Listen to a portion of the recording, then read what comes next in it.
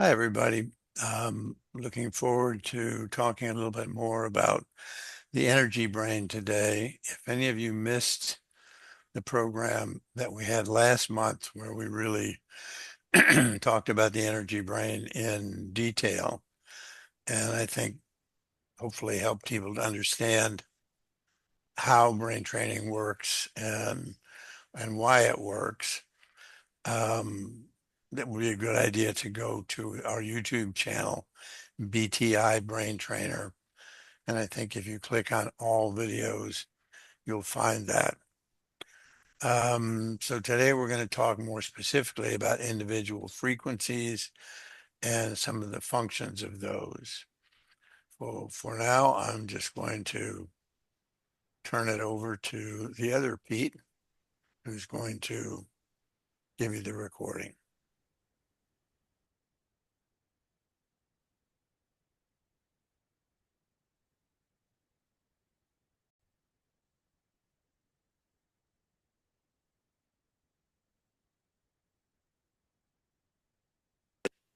Hi, I'm Pete Van Deusen, founder of Brain Trainer International. Welcome to BTI's series on brain training neurofeedback, how it works, and how you can change the course of your own life by training your brain. If this sort of content interests you, subscribe, comment, and share. If you haven't been following our series of webinars on whole brain training, it would be a great idea to watch our program on the energy brain. What we talk about today will make a lot more sense. We appreciate those of you who participated in our monthly webinars, and we appreciate the growing number of subscribers to BTI Brain Trainer. If changing your life or helping others change theirs is a priority, you owe it to yourself to explore whether brain training makes sense to you. Just as you don't need to be injured or seriously out of condition to benefit from training your body, so whole brain training can make your life better no matter how good it is now. You don't have to be sick to want to get better. Everyone has things they think, do, or feel automatically. Some they'd like to stop, others they'd like to start doing. Perhaps you always expect the worst or zone out in class or meetings, or you can't sleep well. It's easy enough to find somebody who will diagnose those things as disorders. But anything you do over and over, whether you want to or not, is also a habit. Anxiety, it's a habit. Inattention is a habit. Insomnia is a habit. And peak performance is a habit. Those habits aren't based on your conscious mind, and they aren't the result of so-called chemical imbalances in your brain. Habits are formed and reformed in your energy brain. Changing its patterns can change your life in lasting ways. Your brain formed every habit you have.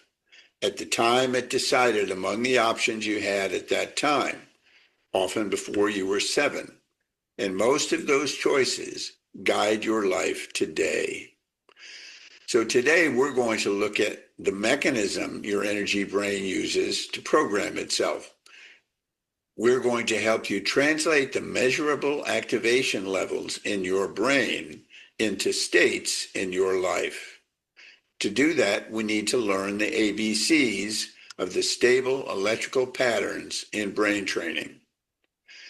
In an orchestra, there are violins playing high notes and tubas playing low ones.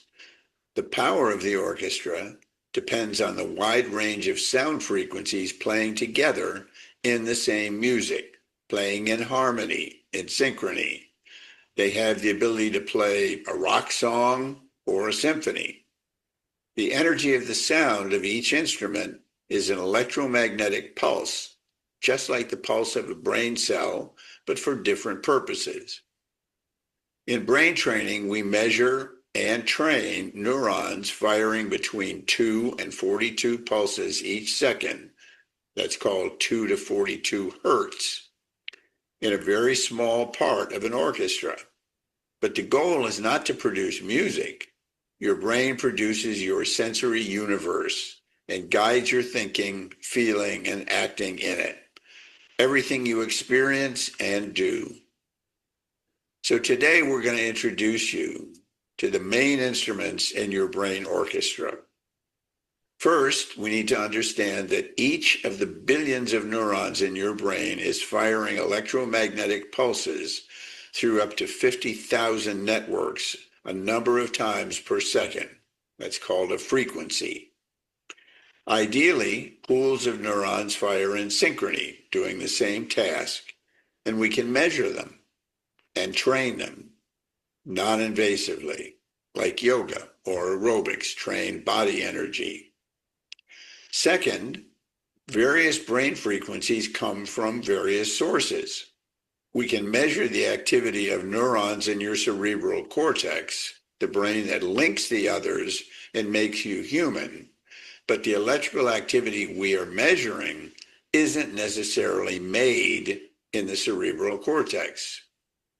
The older parts of your brain, the reptile and mammalian brains, communicate with the cortex. Those areas include signal generators, which broadcast various frequencies to the whole brain, like a radio station. Neurons can tune to one frequency or another, or they can go about some task. When the cortex is using a neuron, it activates local pools of other neurons, and it fires beta, high beta, or gamma. But when neurons are not involved in a beta task, they rest. Pools of them can tune in to the various frequency broadcasts from the older parts of your brain. So let's go through the frequency instruments in our brain orchestra. The bass instrument, the slowest frequency, is called delta. When it appears, unless there's been a brain injury, pretty much the whole brain resonates to delta's 0.5 to 4 hertz activity. The natural result of delta is unconsciousness. Some people who've experienced early trauma block experiences off into their unconscious. That's called dissociating, and it can appear in the brain's map. In most cases, though, delta takes over the brain a couple times a night during sleep, physically restorative sleep. It can also be seen globally when a brain is in a coma state or in anesthesia. When delta is seen in an area of the cortex, that area is offline. If delta is the string bass, the next faster frequency, theta, would be the cello. Theta's 4 to 8 hertz tone comes from two generators in the mammalian brain. A generator in the thalamus produces slow theta from 4 to 6 hertz, and another generator in the hippocampus, the brain's memory center, broadcasts 6 to 8 hertz. When slower theta dominates, your focus is internal, and you think in images instead of words. People with attention problems frequently have brains that struggle to sustain attention, falling back into slow theta over and over. They show high levels of slower theta throughout the brain. In some brains, slow theta is blocked by dominant fast activity. The cortex is active even when it could be recharging. The result is often a tendency to anxiety, obsessiveness, compulsions, anger, racing thoughts, stress, and burnout. Now, faster theta appears in daydreaming, creativity, intuition, and spiritual states. It appears in frontal areas when memory is being accessed. 7 hertz theta is the visualization frequency with power to program and recall. Synchronous theta may be the antenna which permits your brain to access the consciousness cloud. The alpha tone, 8 to 12 hertz, is the middle of the orchestra. It's neither the slower rhythm section nor the faster melody line. But in many brains, it makes up the majority of activity. Neurons firing alpha are idling like a car at a stoplight. It's called open focus awareness, aware of everything, but focusing on nothing. They're resting, but ready. So it's a very efficient state. In alpha, we say the mind is still and open. It's more common in the back of the brain, the sensory areas, and on the right hemisphere. It's most common when the eyes are closed and the person is relaxed but alert. Like theta, alpha has two generators, both in the thalamus. One produces slow alpha from 8 to 10 hertz. The other produces 10 to 12 hertz fast alpha. Ideally, from older adolescence on, alpha should be dominated by 10 hertz activity. When this so-called peak frequency begins to slow, as it commonly does with aging beyond 50 years, a process called age-related cognitive decline begins. Short-term memory and semantic memory, the ability to recall words, are both negatively affected. Brains that don't produce alpha frequencies may waste energy, firing fast speeds when there's no need for processing. They experience exhaustion because they work much harder to do routine tasks than necessary, or they remain disconnected from the sensory world around them, remaining in the twilight state, even if there's a task to be performed. Brains that are stuck in alpha, on the other hand, alpha that doesn't block, have difficulty processing information. It seems to go in one ear and out the other. The frequency above alpha actually forms a crossover between frequencies produced below the cortex and the faster frequencies that are produced by neurons in your thinking brain. 12 to 15 hertz actually has two different names depending on where it's found and where it's produced.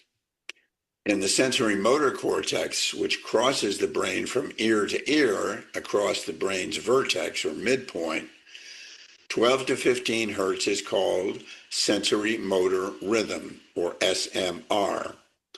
Since the back of the cortex is devoted to sensory processing and integration, and the front is related to motor activity, this strip combines what you experience with how you respond to it.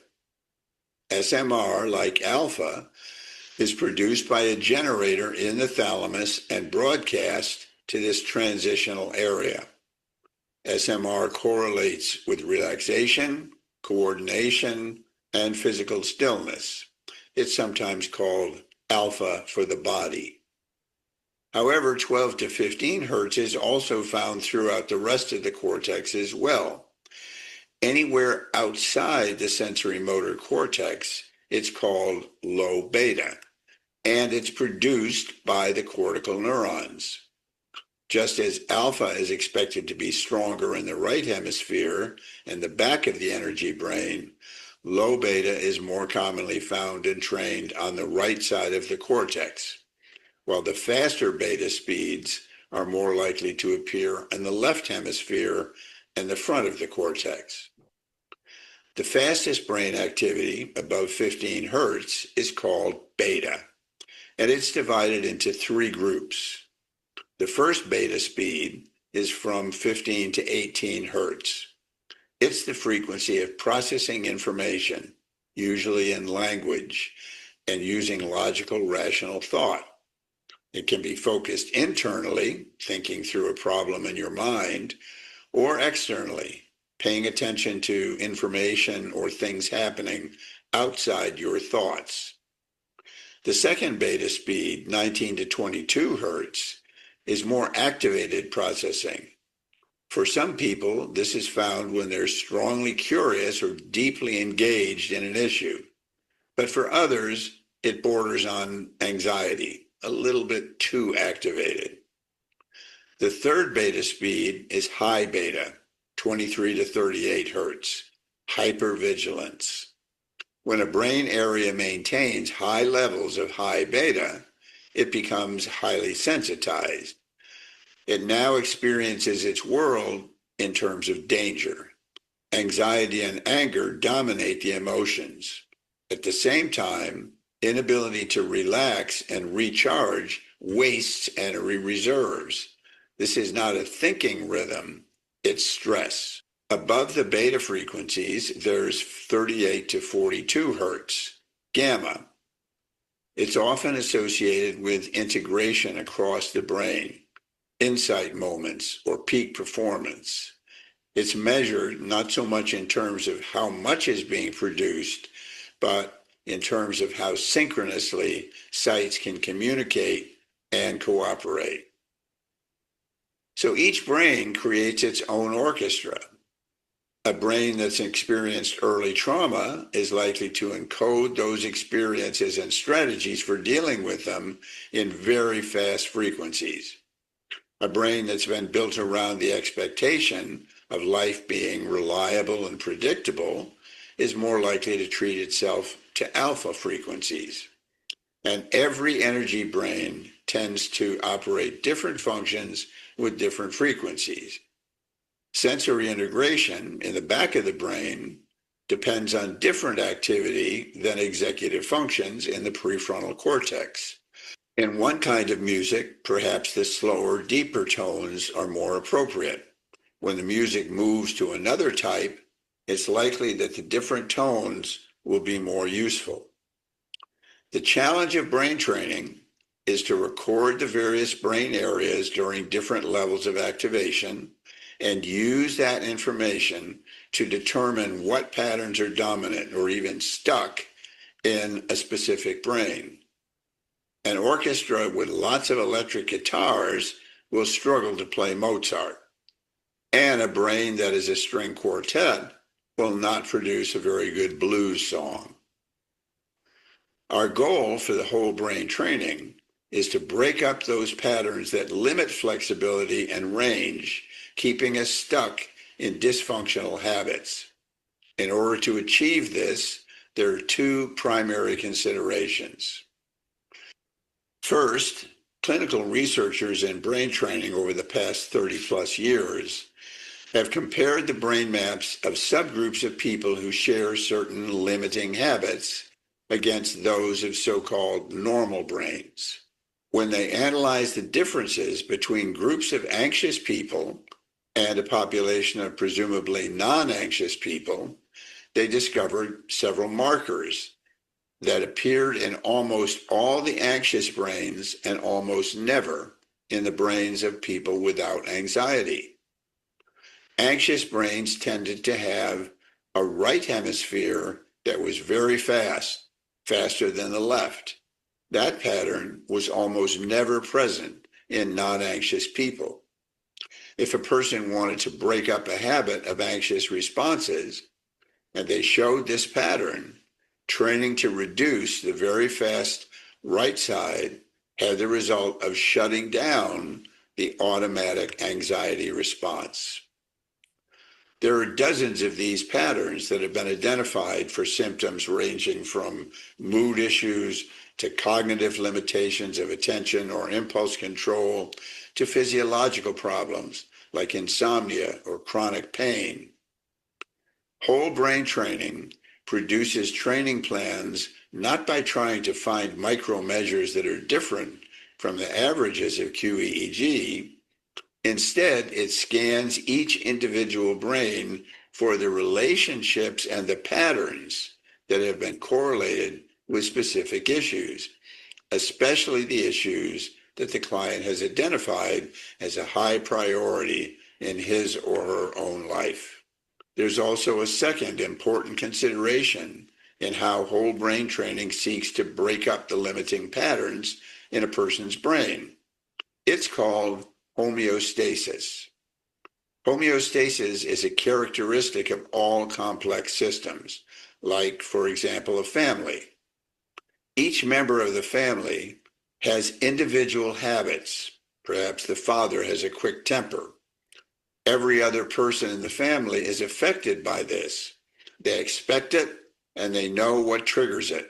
And in most cases, they adjust their own behavior to keep from triggering it. But commonly, at least one member of the family will refuse to be controlled by that pattern. Perhaps the mother or one of the sons will step into a situation that has triggered anger outbursts, protect the others, and force the father to back down. Everyone in the family knows what to expect from everyone else, and each one expresses him or herself to the limits that are accepted by the others. Homeostasis can block individual changes or reinforce them, but it must be taken into account. Many years ago, I worked with a young woman who had grown up in a very results-oriented family. Father was a physician, mother was an educator with a PhD. One of the daughters, the one who became my client, was the family star in her middle adolescence. She got superlative grades, had many friends, never got in trouble, and had a wonderful singing voice. So good that she had been invited to tour with a professional theater company as the lead in the musical Annie. Her sister, a year older, was the black sheep of the family, unable to compete successfully in any of these areas. But at around age 15, my client's life was transformed by an automobile accident that threw her head first through the windshield and left her with a serious brain injury. The family supported her recovery for nearly a year until it became clear that she had no impulse control and she was unable to succeed in school. She'd even lost her singing voice. In a matter of months, the older sister suddenly became the star, and my client was an embarrassment, kept out of sight. The homeostasis in that family required that these roles be played, even if the people who played each one changed places. By the time my client reached 20, she had left the family, moving in with a man who treated her like a beloved child, covering for her failures and supporting her in whatever she decided to try. Then she heard a presentation I gave about brain training. He helped her to find me. She desperately wished to return to the successful life she had known, and she was frustrated by the way her own brain seemed to betray her. I helped them get set up with a home training system and a plan, and the young woman literally trained 2 to 3 times every day. Slowly, she began to regain control and independence, and she was able to work and progress. She formed new friendships. As she gained confidence, she slowly revealed herself to her family. Her father, the MD, had told her that brain training was a fraud and that she was wasting her money. But after 2 months, he admitted, for the first time since she'd ever known him, that he was wrong. He saw his once beloved daughter returning.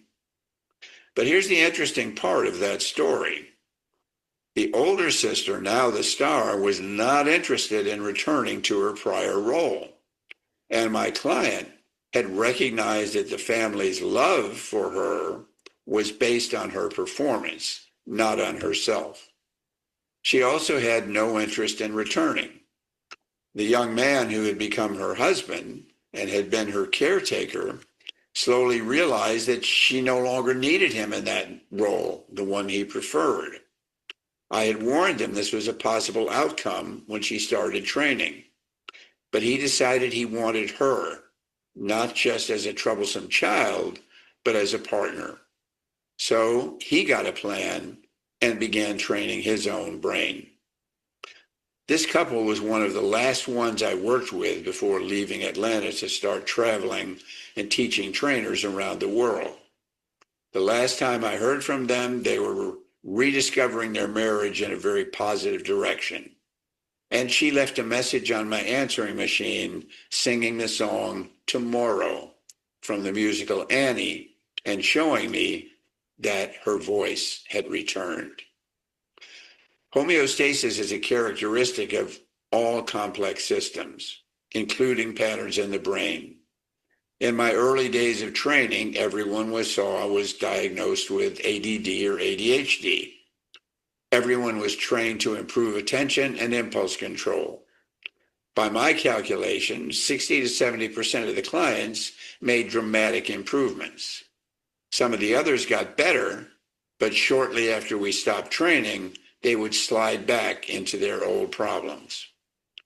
Because of my interest in homeostasis, I work to involve clients' families or support networks in recognizing the changes. It was not unusual for a single parent, for example, to be so frustrated by the ADHD characteristics that they simply could not see or reinforce the small changes beginning to happen, focusing instead on what had not changed. But I also began to realize that there were many potential issues that could produce the symptoms other than the patterns in theta, beta, and SMR that we trained. A child who was in the middle of an impending divorce would often be so anxious that it was impossible to stay focused on relatively boring schoolwork. A child who was depressed had many of the ADHD symptoms, but not necessarily the same brain patterns. A son who was now alone with his single mother post-divorce, in many cases believed he had to become the man of the house and had more important things to do than schoolwork and classroom participation. That realization was one of the early forces that pushed me toward a brain-based assessment rather than a plans based on symptoms. As whole brain training has developed over the years, it's been clear that a homeostasis exists between anxiety, insomnia, racing thoughts, and poor impulse control, because the patterns that correlate with those symptoms hold each other in place. The result has been that we don't train to fix a specific symptom. We train to adjust multiple problem areas. When you train your body in the gym, you work your arms and your shoulders in one session, hips and legs in another, back and abs in another. But whole brain training seeks to break up multiple patterns in the same way related to multiple symptoms, a little at a time. Releasing EEG patterns in one area makes it easier for the brain to release in others and actually to shift the entire homeostasis of your brain. I hope this has made sense to you. You can train your brain like any other part of your body. Start by identifying brain energy habits that correlate with the life habits you most want to change. Select 10 or 12 of them and cycle through training to release them a little at a time, making it easier to release the others as well. As the new patterns stabilize, they form a new homeostasis in your brain. And you'll find that the automatic things that just happen in your life also change in lasting ways. Thanks for your attention. I look forward to seeing you next time.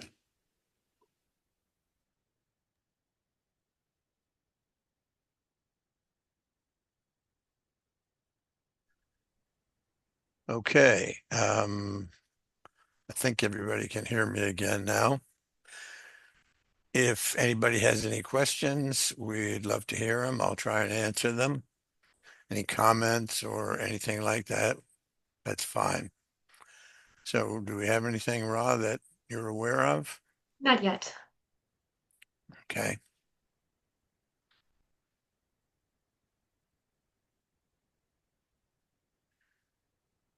If any of you have been sort of keeping up with some of what's been happening in science, actually really over the last 50 years, you know that the concept of quantum physics, one of the ideas there is that there's no such thing as matter.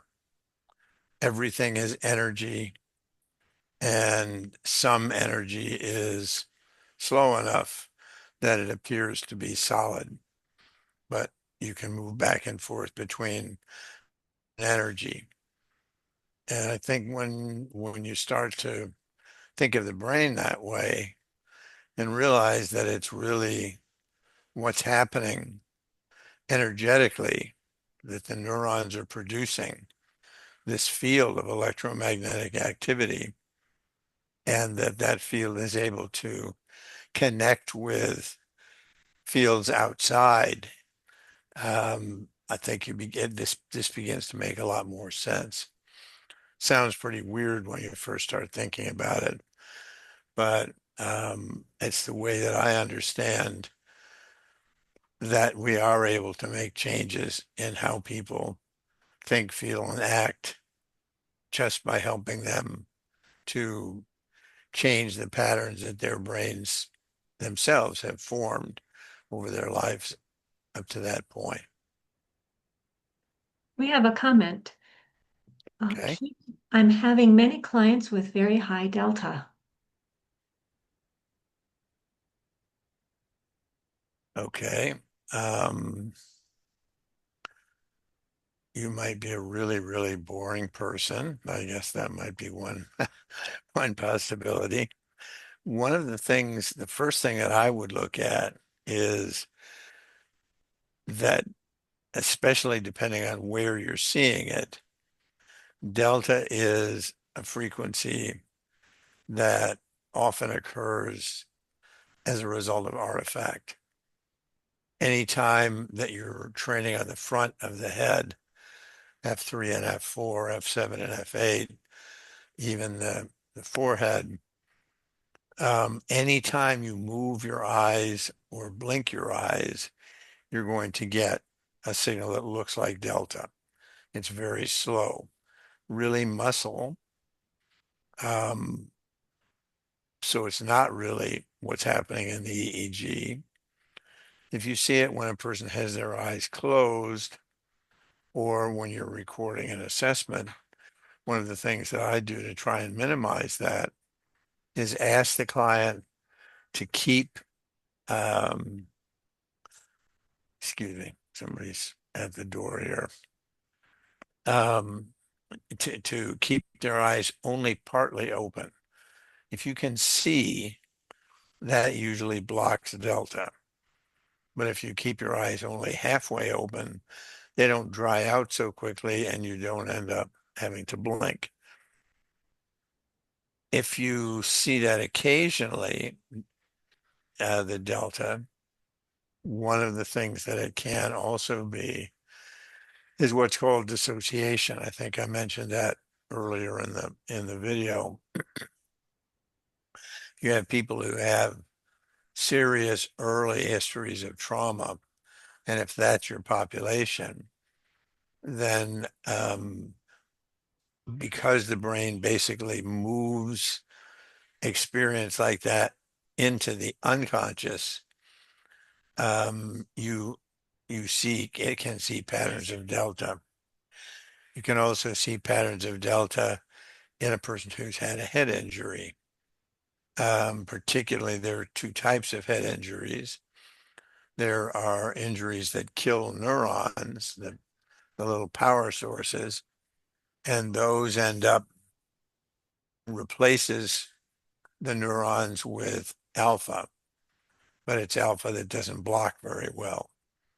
On the other hand, if you have like a whiplash injury that actually causes uh, the neurons in an area of your brain to be torn from the axons, so that the transmission cables aren't really connected anymore, that will often show up as an area where there's a spike of delta. But if you're having it in general, then I would say the chances are it may be related to a problem with electrode quality or something related to your signal. And it would be helpful to contact Karen and see if she can help you figure out what's going on. Does that Someone, help at all, or does it just raise more questions?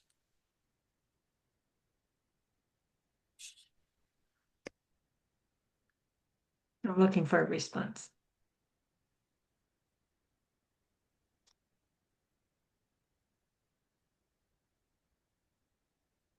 She says, I'm using the new caps. The signal quality is pretty good So the signal quality is good, but you're getting a lot of delta. during training also. And you're training in central strip and temporal lobes and back of the head, or just training in the front.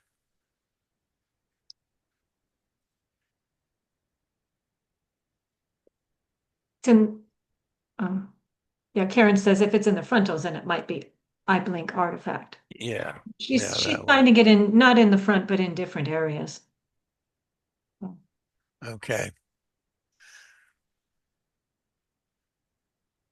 I honestly can't tell you why that would be. It doesn't make a lot of sense to me. Um, if you have multiple clients that all have the same pattern, then it sort of, you begin to ask the question whether it's something I'm doing as opposed to something that the client's brain is doing. But if you're using the new cap and you're seeing, when you look at the signal diagram, that looks good, then how are you deciding that you have a lot of delta?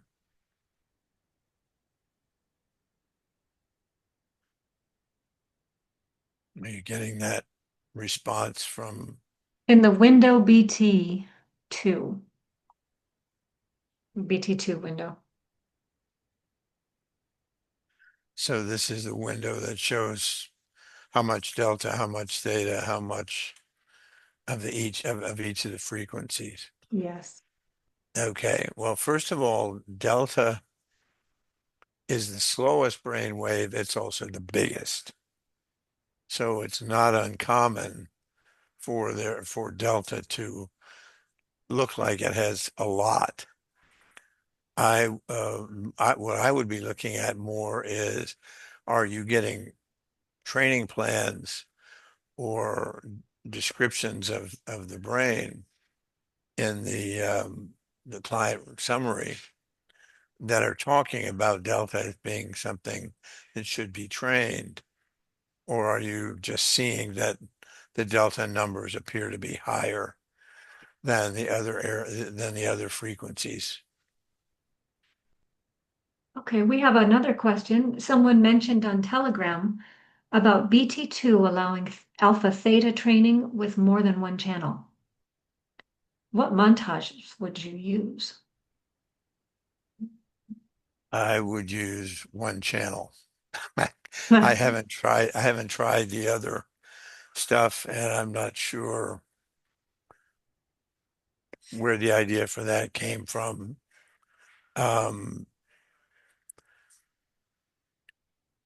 it seems to me that you, especially with alpha theta, you can end up with too much feedback, because alpha theta is a state where you go down into your subconscious. And the more sites you have that you're measuring, the harder it is to know, to get sort of a clear picture that there is an area that's shifting down. I don't know, Karen, whether you've ever tried it with multiple channels or not. I I know have there are. not. I have Okay. not. Mm-mm. Okay. I think it might be some Othmer thing. I'm not sure. But Yeah, the Othmers did do that with two channels. And I'm not sure. I think there are other people that do it with four. It's kind of an American thing, you know. If one is good, then four must be much better. And in some cases that can be true, but in some cases it really doesn't make any sense at all. So, Tuyan is the person who's been involved in deciding to put that protocol in. And I remember seeing the question, but I haven't seen him respond to it yet. So you might sort of re-ask the question and specifically ask, see if Tuyan can give you some idea what the expected benefit of it is. And we had a question about the assessment for children. They have a hard time sitting still for a full TQ8. And Karen responded, you can do the first 3 steps, only eyes closed and eyes open, and omit the task.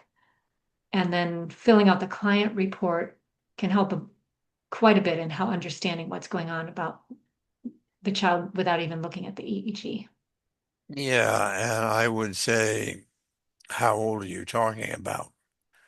If you're talking about trying to do assessments of kids who are below, say, 7, I just wouldn't do it, at least not to start.